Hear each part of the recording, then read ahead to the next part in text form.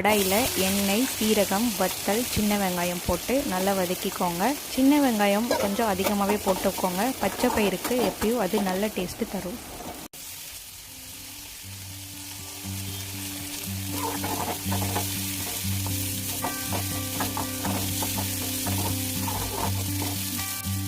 இது மாதிரி நல்லா வதங்கினதும் அதுக்கப்புறம் 2 தக்காளி ஆட் பண்ணிக்கோங்க. அதையும் கொஞ்சம் நார்மலாக வதக்கி விட்டுக்கோங்க.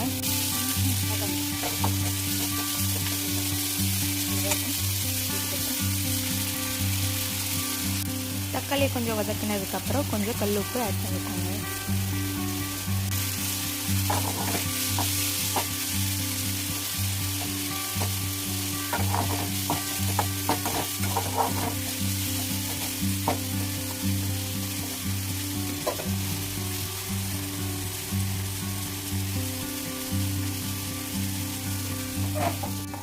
வதக்கினதுக்கப்புறம் ஒரு குக்கரில் பச்சை பயிறு, மஞ்சள், தண்ணி ஆட் பண்ணிக்கோங்க. அதுக்கப்புறம் நம்ம வதக்கி வச்சுருக்கோம்ல அதையும் அதில் ஆட் பண்ணிக்கோங்க.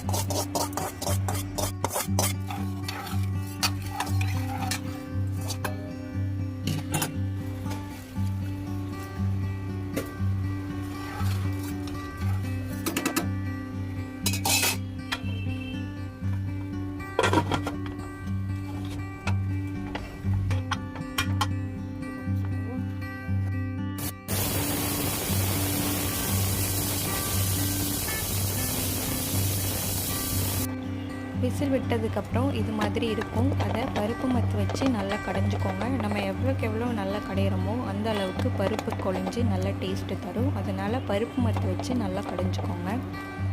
இது மாதிரி கடைஞ்சிங்கன்னா சூடான பாசிப்பயிறு ரெடி. அடுத்து சேனைக்கிழங்கு வறுவல். சேனைக்கிழங்கு இந்த மாதிரி தோல் எடுத்துட்டு க்ளீன் பண்ணிக்கோங்க. அதுக்கப்புறம் ஒரு கடாயில் சேனைக்கிழங்கு, தண்ணி, மஞ்சப்பொடி, கொஞ்சம் உப்பு, அதுக்கப்புறம் தேங்காய் எண்ணெய் ஆட் பண்ணிக்கோங்க. தேங்காய் எண்ணெய் எதுக்கு ஆட் பண்ணுறோன்னா கிழங்கு நல்லா வெந்து வரும் சீக்கிரமாகவே, அதுக்காக தான் அதை ஆட் பண்ணுறோம்.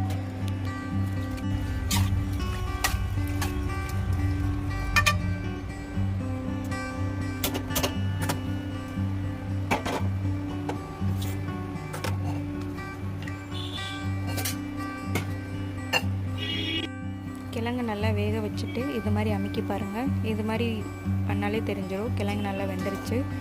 அதுக்கப்புறம் கரண்டியை வச்சும் நம்ம கட் பண்ணி பார்க்கலாம். அதுலேயே தெரிஞ்சிடும் நல்லா வெந்திருக்கா இல்லையான்ட்டு. கிழங்கு நல்லா வெந்துருச்சு. அதுக்கப்புறம் ஒரு கடாயில் ஆயில், கடுகு,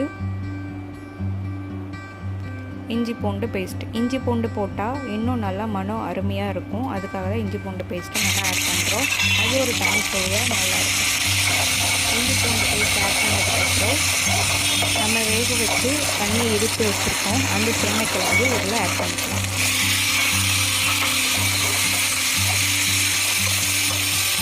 அதுக்கப்புறம் வீட்டில் அரைச்ச மிளகாய் பொடி கொஞ்சம் ஆட் பண்ணிக்கோங்க. உங்களுக்கு எவ்வளோ காரம் வேணுமோ அதுக்கேற்ற மாதிரி ஆட் பண்ணிக்கோங்க. அதுக்கப்புறம் கொஞ்சம் உப்பு. ஆல்ரெடி நம்ம கிழங்குலேயே உப்பு போட்டு வேக வச்சுருக்கோம். அதனால நம்ம ஃப்ரை பண்ணும்போது அதுக்கேற்ற மாதிரி உப்பு போட்டு கொஞ்சம் ஆயில் ஆட் பண்ணி நம்ம நல்லா வதக்கிக்கலாம். ஏன்னா பாசிப்பயிருக்கு அவ்வளோக்கா காரம் இருக்காது. இந்த மாதிரி சேனைக்கிழங்கு கொஞ்சம் காரமாக வச்சு சாப்பிடும்போது எல்லாருக்கும் நல்லா பிடிக்கும்.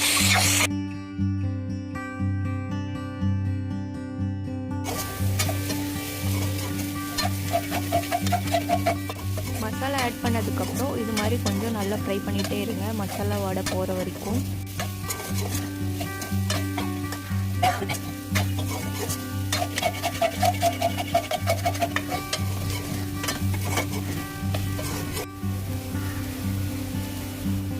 அவ்வளோதான், நம்ம அருமையான சேனைக்கிழங்கு வறுவல் ரெடி ஆயிடுச்சு.